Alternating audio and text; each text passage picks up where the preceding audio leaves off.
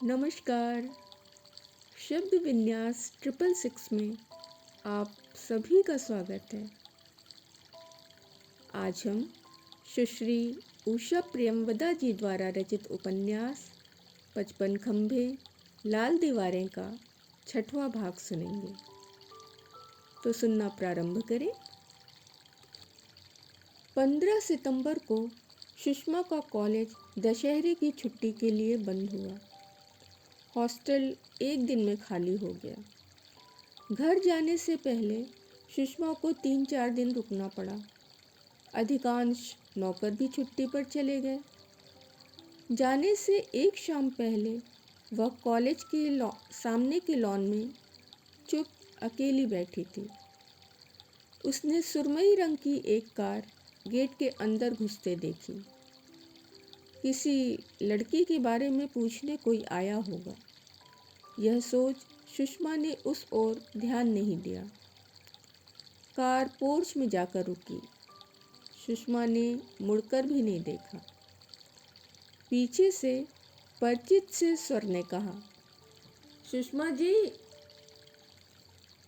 ओह, आप आइए। सुषमा ने स्वयं नहीं जाना कि उसके कंठ में आह्लाद आ गया है। उसकी आंखें एकदम से दीप उठी। नील वहीं घास पर उसके पास बैठता हुआ बोला, आप अभी तक यही हैं? घर नहीं गई? कल सुबह की ट्रेन से जाऊंगी। तब तो ठीक टाइम से आ गया। अगर ना आ पाता तो आप ना मिलती। मैं घर चला गया था। कल रात आया हूँ, नील ने बताया। सब लोग ठीक हैं? सुषमा ने पूछा। ठीक है, नील हंसा। ऐसी आत्मीयता से पूछ रही हैं जैसे सभी को जानती हूँ। पता भी ना होगा कि घर में कौन है।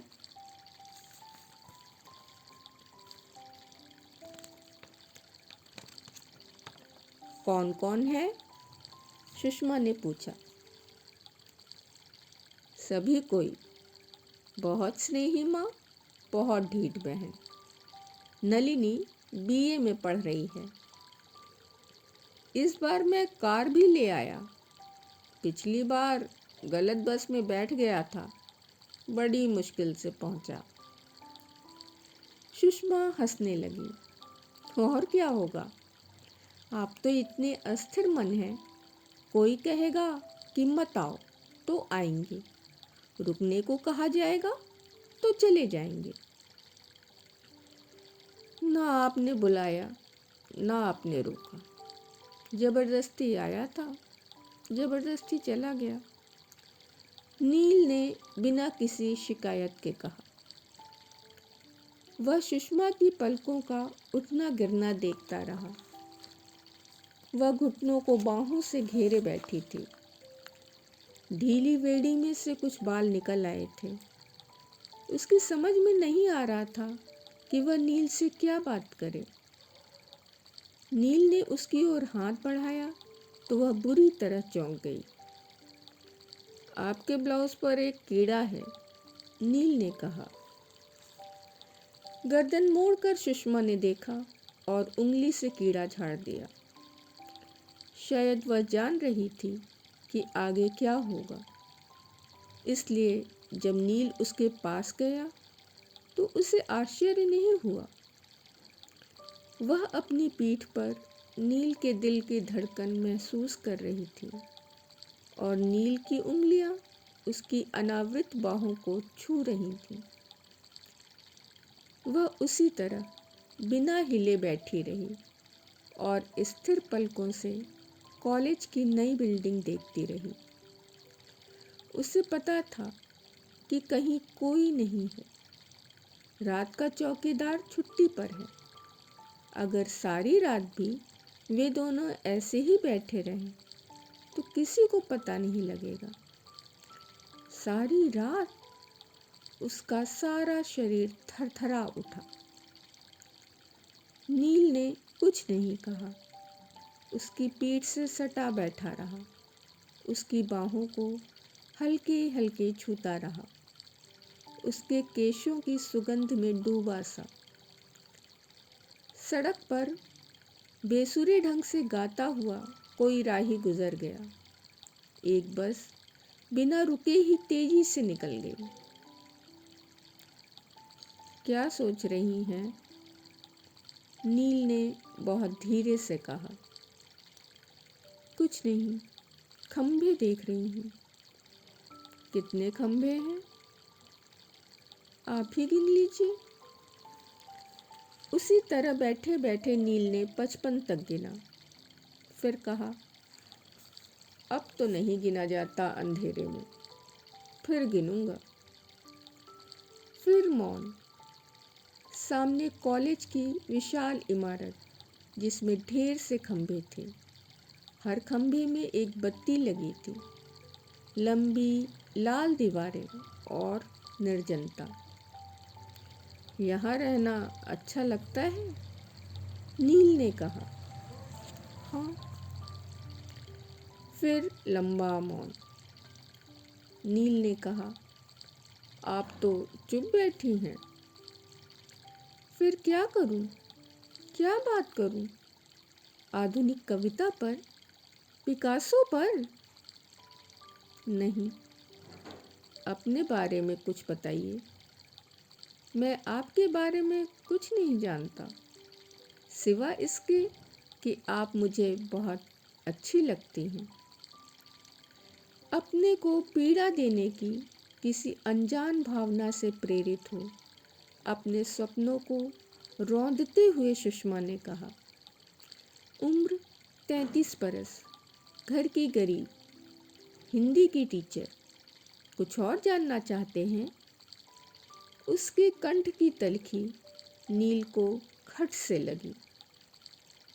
सुषमा की आंखों में आंसू भर आए, जैसे ओस की 2 बूंदें। उसका सिर नीचे झुक गया। नील उससे अलग हो गया और बोला, रो रही हैं आप? क्यों? उसकी ओर मुंह मोड़कर सुषमा ने कहा, प्लीज़ लीव मी अलोन।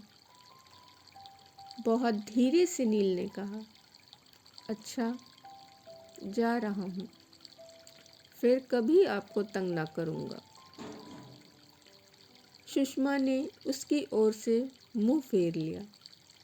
उसने कार स्टार्ट होने की आवाज़ सुनी, फिर गेट के पास रुककर शायद नील ने उसे खोला और चला गया। सुषमा को एक अनजानी उदासी ने घेर लिया। उसने अपने खुले बालों को इकट्ठा कर उनमें एक बल देकर गांठ बांध ली और बक्स में कपड़े रखने लगी। उसका मन हो रहा था कि सो जाए, कुछ करे ना। घर जाने का वह उत्साह न जाने कहाँ डूब गया। अंदर चौके में भारी बर्तन उठा कर रख रही थी। उसकी तत्परता देख सुषमा को और खींच आ रही थी। बक्स में कपड़े भरकर उसने वहीं कमरे के बीचों बीच छोड़ दिया। उसकी समझ में नहीं आ रहा था कि खाली 3-4 घंटे कैसे बिताए। अगर नील होता तो वह समय सहज ही कट जाता।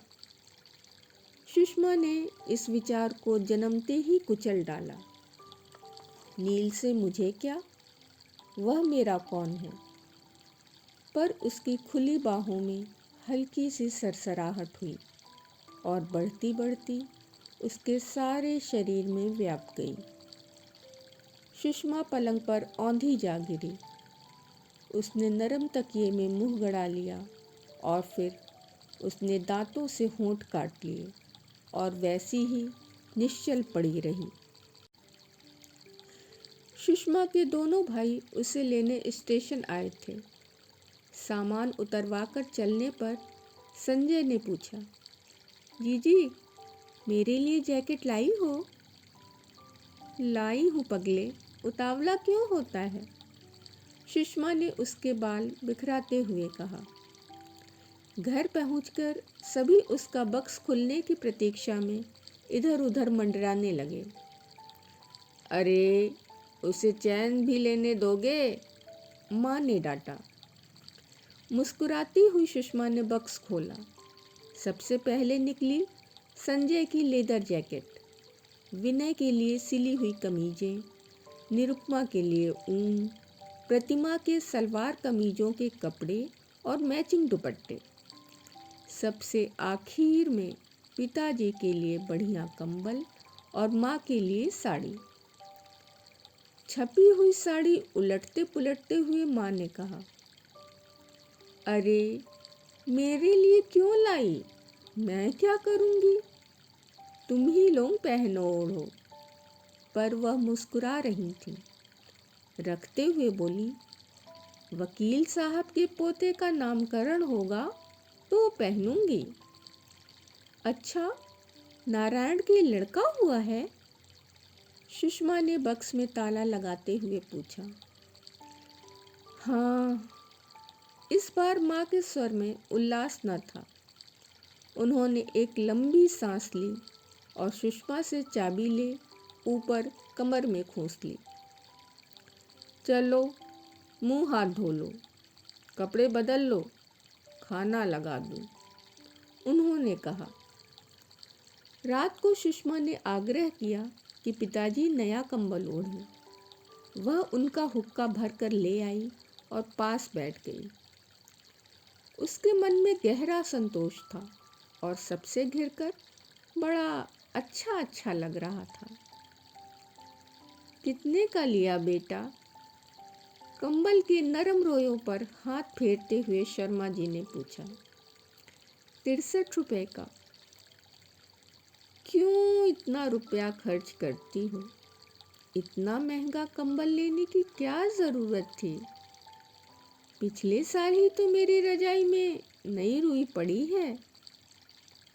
कुछ देर बाद बोले, मैं तो तुम्हारे लिए कुछ न कर सका। उनके स्वर के भीगेपन में सुषमा डूब कर रह गई। उसने खुले हुए पैरों को धोती से ढकते हुए मंद स्वर में कहा, इतना सब तो किया आपने, पढ़ाया लिखाया। और स्वयं उसका कंठ भर आया और वह सिर झुकाकर अपनी साड़ी पर छपे मोर और हाथियों की पंक्ति को देखने लगी। पर उस क्षण उसके मन में वे सारी शिकायतें जाग उठी थीं जो उसे अपने पिता के प्रति थी। कृष्णा मौसी ने ठीक ही कहा था। यदि पिताजी चाहते तो क्या उसका विवाह नहीं कर सकते थे? लोग लाख प्रयत्न कर बेटी के ब्याह का सामान जुटाते हैं। क्या उसी के पिता अनोखे थे? बात असल यह थी कि उन्होंने यह चाहा ही नहीं कि सुषमा की शादी हो। उनके अंतर्मन में यह बात अवश्य होगी कि सुषमा से उन्हें सहारा मिलेगा। वह पढ़ने में प्रारंभ से ही तेज थी और साथ ही बड़ी आज्ञाकारिणी थी। वह जब एमए फाइनल में थी तब तो उसकी शादी करीब करीब तय ही हो गई थी। मामा बीच में पड़े थे, पर पिताजी ही ढील दे गए। माँ के अफसोस करने पर उन्होंने कहा था, निर्मला को देखो, नौकरी करती है, आराम से रहती है। हमारी सुषमा भी वैसे ही रहेगी, उसे कोई तकलीफ न होगी। उनके रिटायर होने में तब केवल 3 साल बाकी थे और बच्चे छोटे थे। उस समय सुषमा की शादी करने से उनकी सारी आर्थिक व्यवस्था गड़बड़ हो जाती। इस ज्ञान ने सुषमा के अंदर न जाने कितना कड़वापन भर दिया। उसकी शादी नहीं होगी यह उसने कल्पना ही नहीं की थी। पर उस समय वह न जाने कितनी दृढ़ हो गई। नौकरी के लिए उसे कितना भटकना पड़ा और अब इस नौकरी को पाकर उसे लगा कि तूफान से बचकर उसकी जीवन नौका एक शांत बंदरगाह पर जा पहुंची है। दीवार से टेक लगाए बैठी सुषमा ने लंबी पलकें उठाकर पिता को देखा। उनके थके बूढ़े चेहरे को देखकर उसे लगा कि उसने उनके साथ अन्याय किया है। उन्होंने कभी न चाहा होगा कि उनकी बेटी अविवाहित रह जाए, पर उनकी अपनी विवशताएं होंगी जिन्हें वह समझ ना पाई होगी। मन ही मन न जाने वह कितना घुले होंगे, अपनी विवशताओं में उलझ कर रह गए होंगे और सुषमा को उस असामर्थ्य की कचोट का आभास भी न हुआ होगा। खुले दरवाजे से ठंडी हवा का एक तेज झोंका आया और सुषमा का शरीर सिहर उठा। उसे लगा जैसे अभी अभी किसी की उंगलियां उसकी बाह को सहलाती हुई चली गई हैं। अम्मा सुबह से जिद कर रही थी कि सुषमा भी साथ चले। सुषमा का मन बिल्कुल न था, पर माँ का दिल रखने को वह तैयार हो गई। नीरू जब से बड़ी हो गई थी, माँ उसे सब जगह सजा संवार कर साथ ले जाती थी कि 4 लोग देखें और चर्चा करें कि शर्मा जी की मझली लड़की बड़ी सुंदर है। सुषमा ने बच्चे के लिए एक चांदी का झुनझुना खरीद लिया। वकील साहब के घर बड़ी चहल पहल थी। 2 लड़कियों के बाद यह पहला पोता हुआ था। नारायण बाहर ही उन्हें मिल गया। तुम कब आई? कितना सहज स्वाभाविक था उसका कंठ। काफी दिन हो गए, सुषमा ने उत्तर दिया। आज आने की फुर्सत मिली? नारायण ने उलाहना दिया। आज भी कहाँ आ रही थी? निरुपमा ने कहा। बड़ी मुश्किल से आई। क्यों आएंगी भला? बड़ी रोब-दाब वाली हो गई हैं। नारायण सुषमा को चिढ़ाने लगा। उसकी दृष्टि सुषमा से मिली और बंध कर रह गई। सुषमा ने पाया कि नारायण के मुस्कुराने में अब भी थोड़ा सा खुटका दांत दिखाई देता है। उसने साड़ी के पल्ले से पीठ ढकते हुए कहा, तुम ही कौन कम बड़े हो गए हो? तुम क्यों नहीं आए? नारायण मुस्कुरा कर रह गया। अपनी साड़ी को छिड़काव की गई गीली मिट्टी से बचाती सुषमा अंदर चली गई। बरामदे में फर्श पर औरतों और बच्चों की भारी भीड़ थी। उसकी माँ निसंकोच मैली और जगह जगह से फटी दरी की परवाह न कर अपनी परिचित स्त्रियों में जा बैठी। सुषमा ने किनारे खड़े हो सब पर एक दृष्टि डाली। नारायण की बहन प्रभा भीड़ में से उठी और उसके पास आकर बोली, नमस्ते दीदी, चलिए आपको भाभी के कमरे में ले चलूं। नारायण की पत्नी ने बड़े स्नेह से उसका स्वागत किया। सुषमा ने बच्चे के पलंग पर उपहार का पैकेट रख दिया और बैठ गई। प्रभा ने बच्चे को उठाया और सुषमा की गोद में दे दिया। सुषमा ने उसके मुलायम गाल को छूते हुए पूछा, इसका क्या नाम रखा गया? नारायण दादा तो इसका नाम अमित रखना चाहते हैं। अम्मा ने आनंद रखा है, प्रभा ने बताया। रेशमी पीले कुर्ते में बच्चा बड़ा प्यारा लग रहा था। सुषमा उसे मुग्ध दृष्टि से देखती रही। उसने हल्के से उसके गाल छुए और वह अचानक रो पड़ा। जल्दी से उसकी माँ को देखकर सुषमा मुड़ी तो देखा कि कमरे में नारायण भी आ गया था। बच्चे को खिलाते हुए नारायण की पत्नी ने कहा, देख बेबी, तेरी आंटी कहेंगी कि बड़ा रोता है। सुषमा के चेहरे पर किसी ने कृत्रिम मुस्कान चिपका दी थी। नारायण अपने छोटे से संसार में कितना संतुष्ट और सुखी दिखता था। क्या इस क्षण उसे याद नहीं आ रहा होगा कि कभी उसने सुषमा की चाहना की थी? सुषमा ने नज़र बचाकर नारायण को देखा। नारायण भी उसे देख रहा था। उस दृष्टि विनिमय में कोई भी संदेश, अतीत की कोई परछाई नहीं थी। वह दृष्टि धुली, स्वच्छ और गर्वित थी। सुषमा ने हाथ बढ़ाकर नारायण की बिचली लड़की को अपनी ओर खींचते हुए कहा, तुम रश्मि हो ना? किस क्लास में पढ़ती हो? जो छायाएं नारायण के चेहरे पर नहीं थीं, उन्हीं ने सुषमा को गहरे अवसाद से ढक दिया। नारायण की पत्नी के पीले मुख पर बड़ी आभा थी। घर बाहर सब ओर से उस पर सुख कामनाओं और आशीषों की वर्षा की जा रही थी। सुषमा एक अपरिचित मात्र बनी यह सब दूर से देख रही थी। उसके मन में बहुत पुरानी एक चोट फिर से टीस उठी। बचपन से एक स्वप्न मन में संजोया था, जिसका केंद्र नारायण था। सुषमा के आगे 19 बरस की एक शर्मीली लड़की आकर खड़ी हो गई।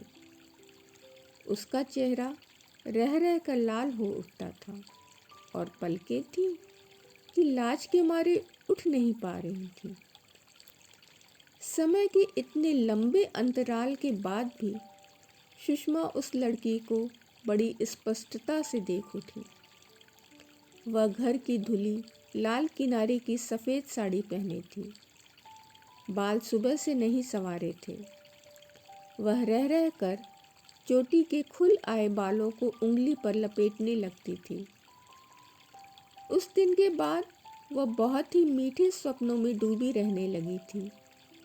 कॉलेज जाती, पर सारे समय वह क्लासरूम की खिड़की से बाहर देखा करती। कभी कभी उसकी दृष्टि खिड़की पर आ बैठे गौरैया के जोड़े पे चली जाती और उसका दिल एक अनजाने वेग से धड़कने लगता। सुषमा के आगे वह लड़की एक बार फिर आ खड़ी हुई।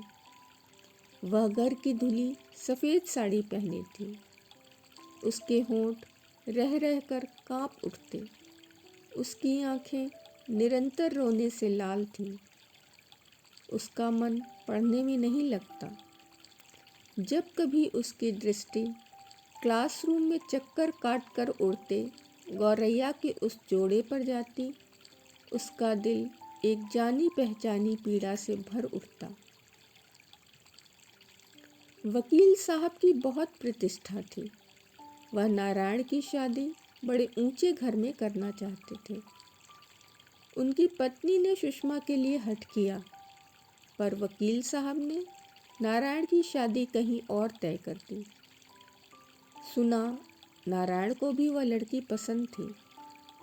सुना उस लड़की के पिता सिविल सर्जन थे और दहेज से घर आंगन भर गया था। सुषमा की माँ बहू देखकर लौटी तो बड़े व्यंग से बोली, अरे बहू तो एकदम काली है। वकील साहब को बड़ा घमंड था। देखना मेरी सुषमा कितने अच्छे घर जाएगी। यह विचार सुषमा को जरा भी सांत्वना न दे सका। वह अनंत रातें आंचल मुंह में ठूस कर रोते बीती। कोई कितना रो सकता है, इसका अनुमान उसे स्वयं न था। कितना अपरिमित सागर लहराता है पलकों की ओट में, यह उसने पहली बार जाना। अब नारायण के घर से लौट बिना कपड़े बदले ही वह बिस्तर पर लेट गई। खाने के समय माँ ने प्रतिमा को उसे बुला लाने को भेजा। प्रतिमा ने उसे हिलाकर कहा, जीजी चलो खाने। मेरा मन नहीं हो रहा है, वहाँ काफ़ी खा लिया था, सुषमा ने कहा। प्रतिमा लौट आई और माँ से कह दिया। माँ उठकर स्वयं गई और बोली, कुछ तो खा लो सुषमा, वहाँ भी तो कुछ नहीं खाया। सुषमा तुरंत उठकर बैठ गई। मैं तो आ रही थी।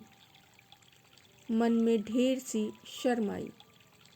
माँ इतनी सरल नहीं जितनी समझी जाती हैं। कहीं उन्हें भी वह सब याद न आ रहा हो। अम्मा ने फूली हुई रोटी की राख झाड़ी और उसकी थाली में डालकर बोली, रूप को रोवे भाग के खावे। बड़ा जबरदस्त भाग लेकर आई है नारायण की बहू। देखो तो सभी कुछ था, अब लड़का भी हो गया। माँ के शब्दों में खेद था और थोड़ी सी लालसा मिश्रित ईर्ष्या भी। सुषमा के मौन का ख्याल न करती हुई वह अपने ही विचारों के तारतम्य को शब्द देती गई। वकीलन तो बहुत चाहती थी, वही राजी नहीं हुए। जिसका जहाँ जिससे संजोग जुड़ा होता है वही होता है। हमारे करने न करने से क्या होता है। सुषमा ने सोचा कि अपनी असमर्थता की सफाई से भाग्य पर डाल माँ ने अपने को समझा लिया है। वह समझ नहीं सकी कि माँ चाहती क्या है। इस तरह के उत्सवों में सम्मिलित हो वह सदैव असंतुष्ट हो जाती हैं। वह चुपचाप कौर निगलती रही। आज बस इतना ही। शेष हम अगले अंक में सुनेंगे। यदि यह उपन्यास आपको पसंद आ रहा है तो आप लाइक एंड सब्सक्राइब कर सकते हैं। अपने सुझावों के लिए कमेंट बॉक्स में अपने विचार भी व्यक्त कर सकते हैं। सुनने के लिए बहुत बहुत धन्यवाद।